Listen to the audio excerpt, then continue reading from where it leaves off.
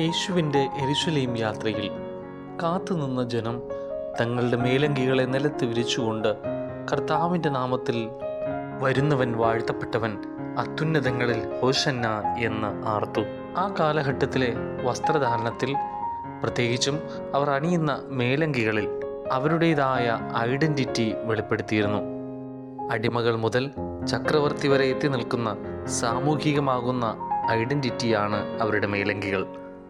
അവർ തങ്ങളുടെ മേലങ്കികളെ നിലത്ത് വിരിച്ചതിലൂടെ ആ സമൂഹത്തിന് നൽകിയ സന്ദേശം, ഞങ്ങളുടെ ഈ പദവികൾ കൊണ്ട് ഞങ്ങളെ രക്ഷിക്കുവാൻ കഴിയില്ല നാഥ, അങ്ങ് ഞങ്ങളെ ഇപ്പോൾ രക്ഷിക്കണേ എന്ന് ഹോശന്ന എന്ന ആർപ്പുവിളിയോടുകൂടെ യേശുവിനെ വരവേറ്റു.